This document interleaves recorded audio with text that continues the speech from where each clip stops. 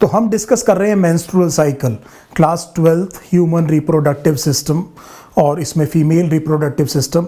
और जैसा मैंने आपसे कहा था कि 3-4 वीडियो हम करेंगे ऑन मेंस्ट्रुअल साइकिल। तो ये सेकंड वीडियो है मेंस्ट्रुअल साइकिल पे। उम्मीद है आपने पहले वीडियो को देखा होगा और बेसिक कंसेप्ट आपको समझ में आया होगा कि इसका मतलब क्या है। So this is very important to understand. Please see the videos in correct chronological order. तो आपने उम्मीद है पूरा पहले वीडियो देख लिया है, उसके नोट्स बना लिए हैं। Now let us understand more about the menstrual cycle. अब हमें सोचना ये है कि मेनार्के से मीनोपॉज, जिसे मैं रिप्रोडक्टिव एज कह रहा हूँ, इसमें ये जो मेंस्ट्रुअल साइकिल हो रही हैं ये क्यों हो रही हैं, इनका पर्पस क्या है, what exactly is the purpose served by these menstrual cycles that are occurring in the reproductive age in female body. Now this is very important to understand when we say the reproductive age. So what are the reproductive functions of the female? That means she will be producing, number one, the gamete, and that gamete will be released from the ovary, and that is one of the function that will be served by the menstrual cycle. And if you remember, the developing ovum is inside the follicle, और जो follicle हम देख चुके हैं वो है primordial follicle। तो एक तो इस फॉलिकल का डेवलपमेंट होना चाहिए, और फॉलिकल के डेवलपमेंट के साथ में डेवलपमेंट किसका होना चाहिए, उसके अंदर जो oocyte है उसका क्या होना चाहिए, डेवलप होना चाहिए। और फिर एक जनरली एक सिंगल ओवम पर साइकिल क्या होना चाहिए, रिलीज होना चाहिए। तो मेरे वर्ड्स को ध्यान से सुनिए, मैंने कहा कि जनरली सिंगल ओवम पर साइकिल शुड बी रिलीज्ड। तो कई बार ऐसा होता है कि एक से ज़्यादा ओवम भी क्या हो सकते हैं, रिलीज हो सकते हैं, पर हम जनरल नॉर्म्स की बात कर रहे हैं कि पर साइकिल एक ओवम या oocyte क्या होना चाहिए, रिलीज होना चाहिए। तो अब हम ये देख रहे हैं कि what exactly are the functions और the purposes of the menstrual cycle in female. Number one, to release a single ovum per cycle। तो मैंने आपसे ये कहा कि ये होना चाहिए, पर जरूरी नहीं है ऐसा हो, एक से ज्यादा ओवम भी रिलीज हो सकते हैं, पर जनरली एक ओवम रिलीज होता है। और ये भी हम जानते हैं कि करीब करीब मिडिल ऑफ साइकिल में ये क्या होता है, ओव्यूलेशन। हमने पिछले वीडियो में खत्म करते हुए इस बात को कहा था आपको कि ओव्यूलेशन करीब करीब सेंटर में होता है 14 days prior to the onset of next cycle. उसके बाद में ये जो ओवम रिलीज हुआ है, अगर ये फर्टिलाइज हो जाए तो फिर यूट्रस को तैयार करना कि जो डेवलपिंग एम्ब्रियो है वो यूट्रस की वॉल पर क्या हो सके, इम्प्लांट हो सके। तो दो बड़े कैरेक्टरिस्टिक चीज़ों को आप समझने की कोशिश कीजिए कि मेंस्ट्रुअल साइकिल के शुरू में फॉलिकल की डेवलपमेंट होगी, अंदर oocyte की डेवलपमेंट होगी, और करीब करीब बीच में साइकिल के एक ओवम रिलीज होगा, और ये ओवम रिलीज होकर के फलोपियन ट्यूब में जाएगा। और फलोपियन ट्यूब में जाने के बाद में अगर वहां पर स्पर्म पहुंच के इसको फर्टिलाइज करता है तो फिर एम्ब्रियोनिक डेवलपमेंट होगी। पहले जाइगोट बनेगा, फिर अर्ली एम्ब्रियो बनेगा, और ये एम्ब्रियो फलोपियन ट्यूब से ट्रेवल करते हुए यूट्रस में आएगा, और यूट्रस की वॉल पर एम्ब्रियो क्या होता है, इम्प्लांट होता है। तो जो दूसरा हाफ है साइकिल का, उसका काम ये होगा कि वो किसी तरह से क्या करे कि यूट्रस के ऊपर एक्ट करे, और यूट्रस में जो अंदर एपिथेलियम की लेयर होती है जिसे हम कहते हैं यूट्राइन एंडोमेट्रियम, इसको क्या कराए, डेवलप कराए, ताकि वो रेडी हो सके किसके लिए, इम्प्लांटेशन के लिए। तो ये दो बातें मुझे बिल्कुल क्लियर हो गई कि ये दो पर्पसेस सर्व हो रहे हैं। तो ये बात याद रखिए, ये जो एंडोमेट्रियम है ये एपिथेलियम है। तो यूट्रस की वॉल में 3 लेयर्स होती हैं। सबसे अंदर वाली वॉल को हम कहते हैं एंडोमेट्रियम, और जैसा हमने कहा कि ये एंडोमेट्रियम एपिथेलियम का बना है। उसके बाद जो इसके बाहर की जो लेयर है, it is made up of smooth muscle, इसे हम कहते हैं मायोमेट्रियम। मायो का मतलब होता है मसल, और सबसे बाहर देयर वुड बी सेरोजा, टफ कनेक्टिव टिश्यू, जिसे आप कहते हैं पेरीमेट्रियम। तो हमने ये कहा कि यूट्रस की वॉल में आप इधर से बाहर की तरफ जा रहे हैं तो आप समझ सकते हैं यूट्रस इस तरह का ऑर्गन है। ये फेलोपियन ट्यूब है, यहाँ सर्विक्स है, ये वजाइनम है। मैं इस वॉल की बात कर रहा हूँ और आप ये देख रहे हैं कि इसमें कितनी लेयर्स हैं, 3 लेयर्स हैं। सबसे अंदर एंडोमेट्रियम है, बीच में मायोमेट्रियम है। फिर मैंने आपको बताया कि ये जो मायोमेट्रियम है इसमें स्मूथ मसल है और बाहर हमने कहा कि कनेक्टिव टिश्यू की प्रोटेक्टिव कवरिंग है जिसे हमने क्या कहा, पेरीमेट्रियम कहा। अब ये जो एंडोमेट्रियम है इसके ऊपर क्या होना है, इम्प्लांटेशन होना है। और अभी हम थोड़ी देर में देखेंगे कि इस मेंस्ट्रुअल साइकिल के दौरान काफ़ी ज़्यादा चेंजेस किस में आते हैं, एंडोमेट्रियम में आते हैं। तो अगर नीट में कोई क्वेश्चन ये आ गया कि जो ये मेंस्ट्रुअल साइकिल में जो चेंजेस आ रहे हैं, जो हार्मोन्स का जो इंटरप्ले हो रहा है, अभी हम देखेंगे किस तरह से इंटरप्ले हो रहा है, तो वो कौन सी लेयर है यूट्रस की जिसमें सबसे ज़्यादा चेंजेस इन हार्मोनल वेरिएशंस के हिसाब से आते हैं हर साइकिल में, तो आंसर वुड बी एंडोमेट्रियम।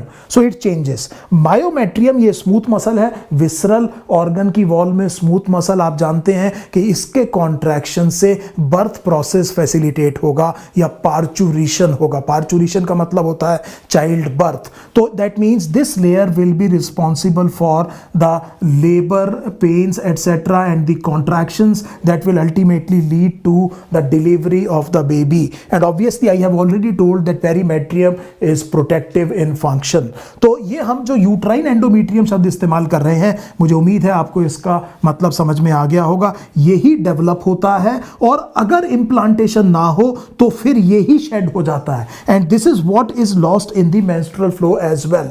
तो कितनी इंपॉर्टेंट बात मुझे समझ में आई। एक फॉलिकल डेवलप किया, ओवम रिलीज हुआ, ओवम कहां पहुंचा, फेलोपियन ट्यूब में। अगर फर्टिलाइजेशन हुआ तो कोई बात नहीं, हमने एंडोमेट्रियम को क्या करना शुरू किया है, फ्लरिश और डेवलप करना शुरू किया है फंक्शनली, ताकि वो इंप्लांटेशन के लिए तैयार हो सके। और अगर फर्टिलाइजेशन नहीं हुआ तो फिर इस मेंटेन एंडोमेट्रियम को मेंटेन करने की कोई वजह नहीं है और उसकी वजह से वो क्या हो जाएगा, स्लफ ऑफ हो जाएगा, जिसे आप कहते हैं मेंस्ट्रुअल फ्लो, और अगली साइकिल शुरू हो जाएगी। So this is what is happening in the menstrual cycle. अब इसको थोड़ा सा और समझने की कोशिश करते हैं।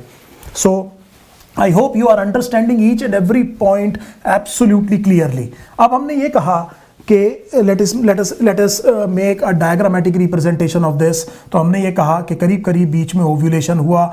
मैंने आपको बार बार कहा था कि मैं जब बात करूंगा तो 28 डेज साइकिल की बात करूंगा। तो ये मेंस्ट्रुअल फ्लो का पहला डे है, beginning of the menstrual cycle, ये मेंस्ट्रुअल साइकिल का आखिरी दिन है, और यहाँ से जो सेकेंड मेंस्ट्रुअल साइकिल शुरू हो जाएगी। बीच में ओव्यूलेशन हुआ है, तो एक पार्ट को मैं कह रहा हूँ प्री ओव्यूलेटरी। आप समझ सकते हैं ये ओव्यूलेशन से पहले के सारे इवेंट्स ये यहाँ पर होंगे, प्री ओव्यूलेटरी इवेंट्स कहेंगे, और इन इवेंट्स को आप कहेंगे पोस्ट ओव्यूलेटरी।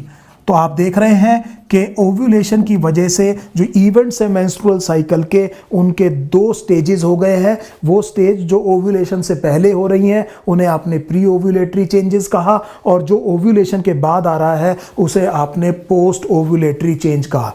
अब हम ये कह रहे हैं कि इस प्री ओव्यूलेटरी इवेंट का जो मेन काम है वो ये है कि वो फॉलिकल को डेवलप करे, और डेवलप करने के बाद में फॉलिकल रप्चर हो, और डेवलप्ड फॉलिकल रप्चर हो और ओवम रिलीज हो। इस ओवम को हम देखेंगे बाद में, ये सेकेंडरी oocyte है। तो लेकिन हमारी चीज को अगर ओवम कह रहे हैं, so to be precise it is secondary oocyte। तो इसीलिए मैंने यहाँ पर एस्टेरिक्स लगा दिया है कि जनरली बोलचाल में हम क्या कहेंगे, ओवम कहेंगे, लेकिन नीट एस्पिरेंट को पता होना चाहिए कि अभी ये सेकेंडरी oocyte है और ये ओवम रिलीज हो। ये फंक्शन किसका है, प्री ओव्यूलेटरी साइकिल का। और यहां पर हमने ये कहा कि अगर ओव्यूलेशन के बाद में क्या हो गई, फर्टिलाइजेशन हो गई, तो फिर डेवलपिंग एम्ब्रियो के लिए यूट्राइन एंडोमेट्रियम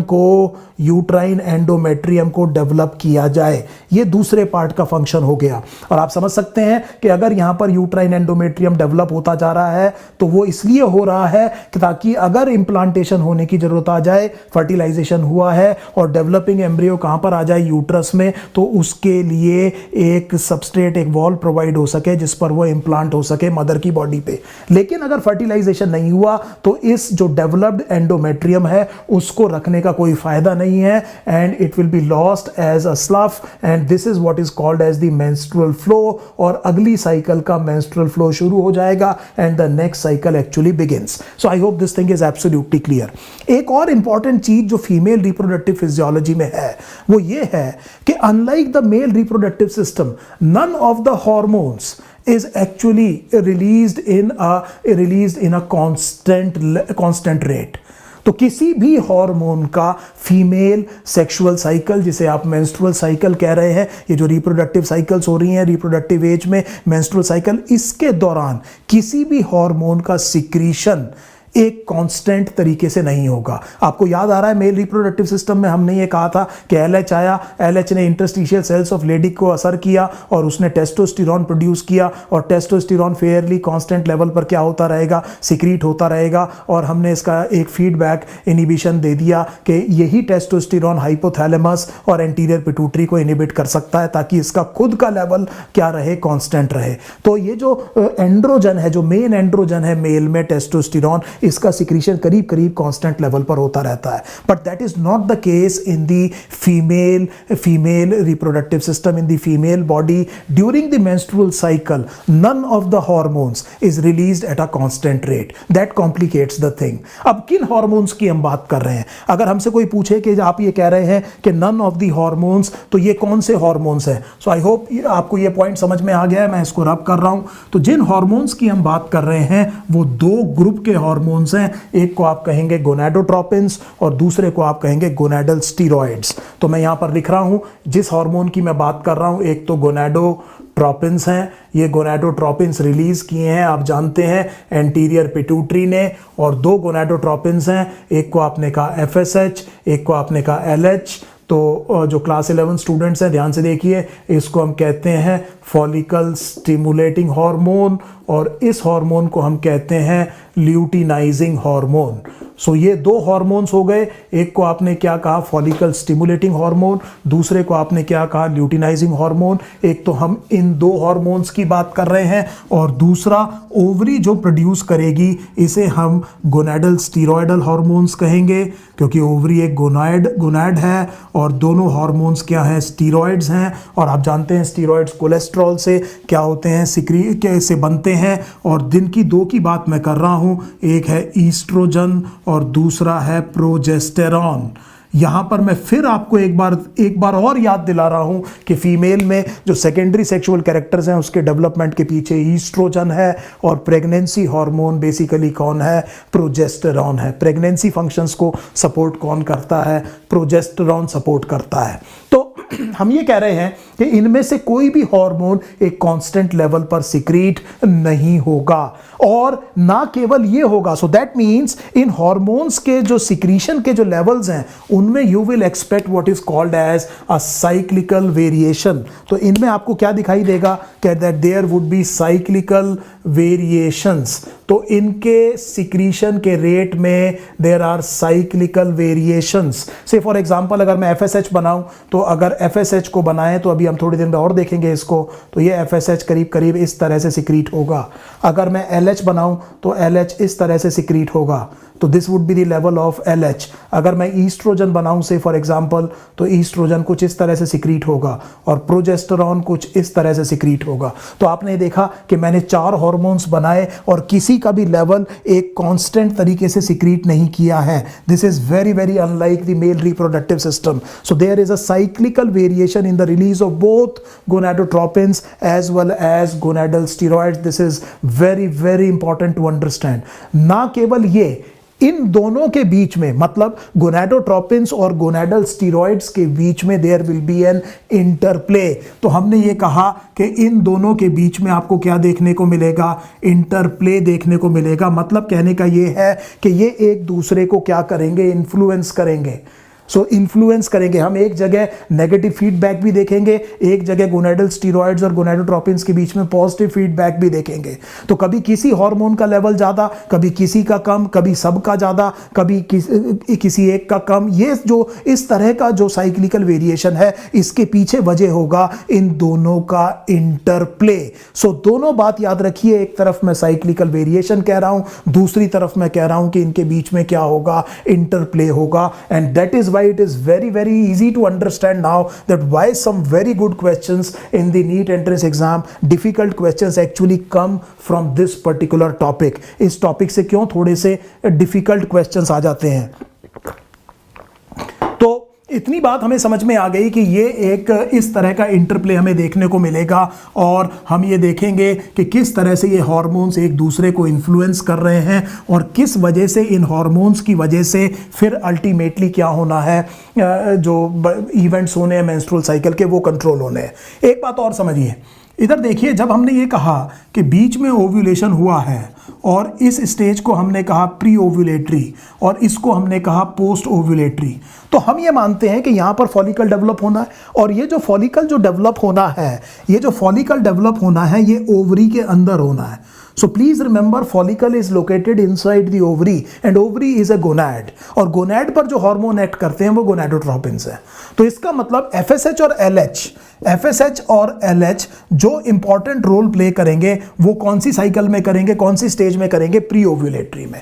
तो ये बड़ा आसान है समझना, तो इस चीज को आप समझ के रखिए। इस तरह से जब आप अप्रोच करेंगे पेपर को तो आपका क्वेश्चन गलत होने की संभावना नहीं है। आपको ये बात समझ में आ गई कि क्योंकि यहाँ के सारे इवेंट्स जो हैं वो फॉलिकल के डेवलप होने के इवेंट्स बेसिकली किस में हो रहे हैं, ओवरी में हो रहे हैं। तो हम ये एक्सपेक्ट करते हैं कि ये जो FSH और LH है, ये जो FSH और LH है, ये जितना भी इंपॉर्टेंट रोल प्ले करेंगे वो एक्चुअली कहां पर करेंगे, प्री ओव्यूलेटरी फेज में करेंगे। लेकिन एक बात शुरू में ही समझ लीजिए कि सबसे ड्रामेटिक जो इफेक्ट आएगा वो यहां पर भी किसका आना है, ईस्ट्रोजन का। इसका मतलब ओवेरियन जो हार्मोन्स हैं, फिर इस बात को ध्यान से समझिए, गोनाडोट्रोपिन्स एंटीरियर पिट्यूटरी ने प्रोड्यूस किया है, उनका नाम ही है gonadotropins, that means they will act on gonads. और इस टाइम पर ये गोनाड कौन है, ओवरी, और ओवरी से जो हार्मोन बनेंगे जो गोनाडल स्टीरॉइड्स हैं वो फिर एसेसरी सेक्स ऑर्गन्स पे एक्ट करेंगे जैसे कि यूट्रस और फैलोपियन ट्यूब के ऊपर। I hope this distinction is absolutely clear.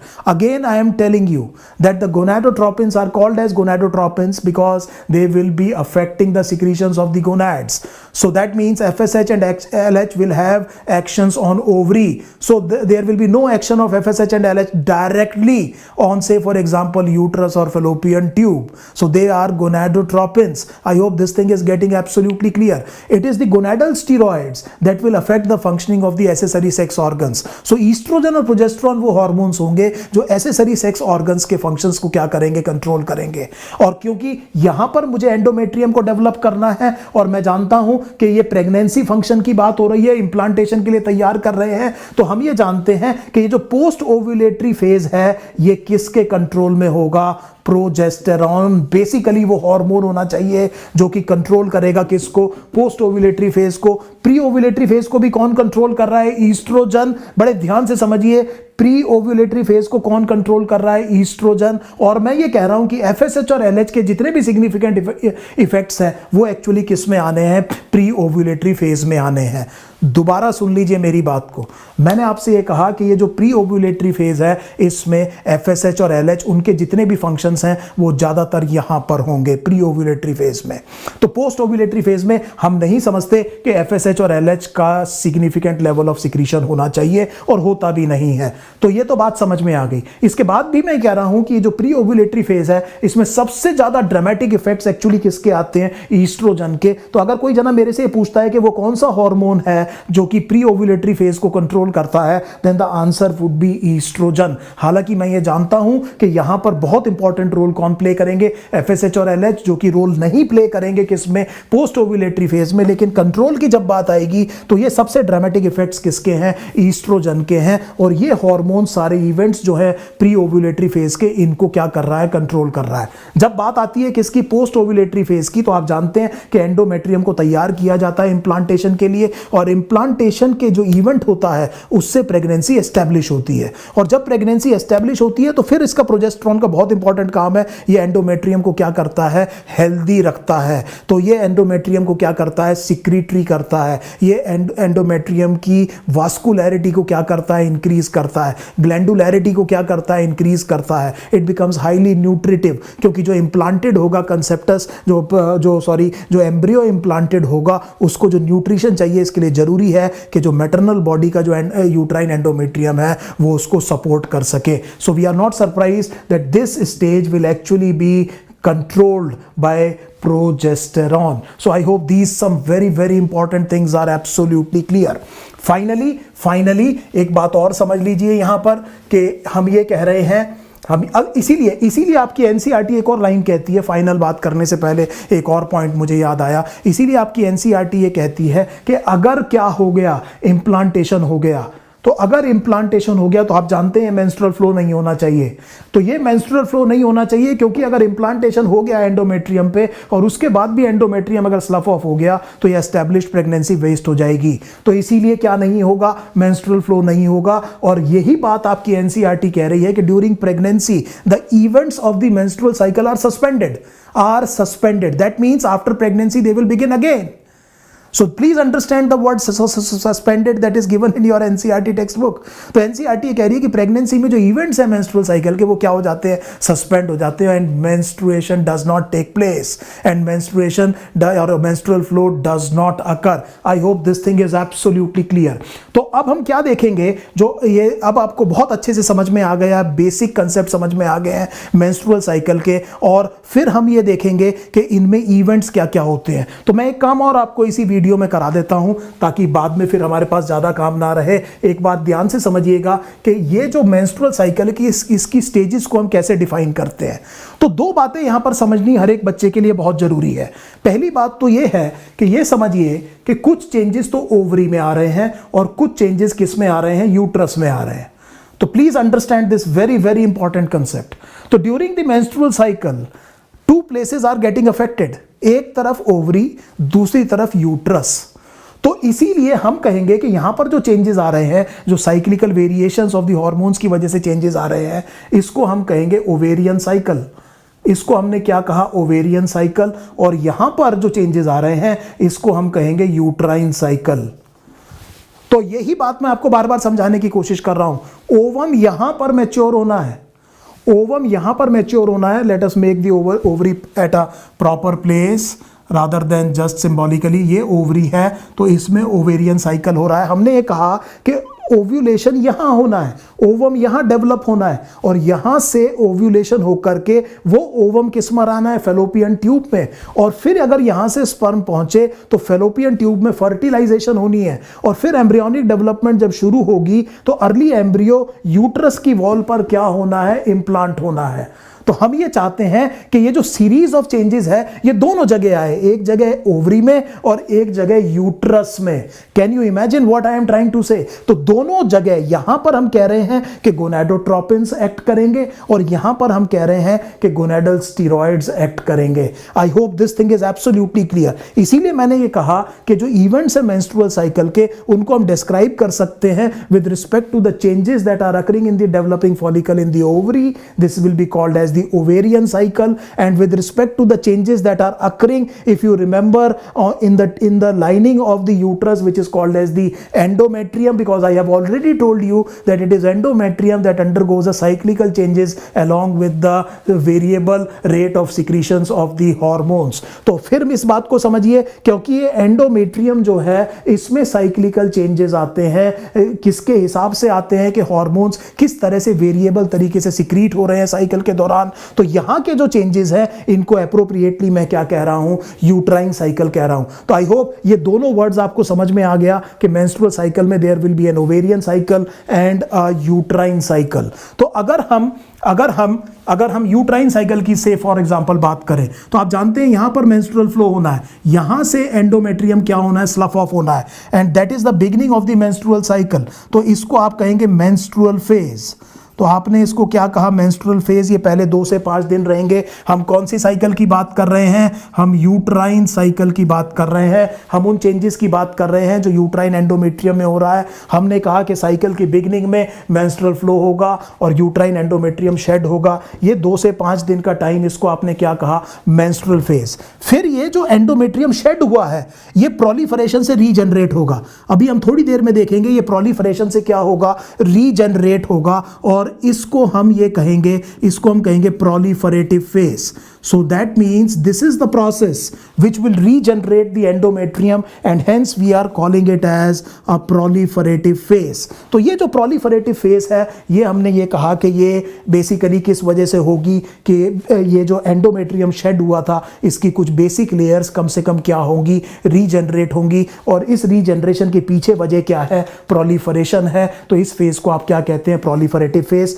Obviously यहाँ कहीं पर ओवरी में क्या हो रहा होगा, ओव्यूलेशन। मैं इसलिए यहाँ पर ओव्यूलेशन नहीं लिख रहा हूं क्योंकि आप जानते हैं कि ये ओव्यूलेशन एक्चुअली ओवरी में हो रहा होगा, लेकिन उसके बाद में प्रोजेस्टेरॉन की वजह से ये जो एंडोमेट्रियम है ये काफी ज्यादा क्या हो जाएगा, सिक्रीटरी। तो जो फाइनल फेज हमारे पास यूट्राइन साइकिल में आएगी इसे हम सिक्रीटरी फेज कहेंगे। I hope you are understanding this very very clear thing. So menstrual phase where the menstruation takes place, then the endometrium regenerates by proliferation, this is called as proliferative phase, and then the changes in the endometrium make endometrium highly secretory, very conducive for allowing implantation and sustaining pregnancy, and therefore this particular phase is called as the secretory phase. I hope this is absolutely clear.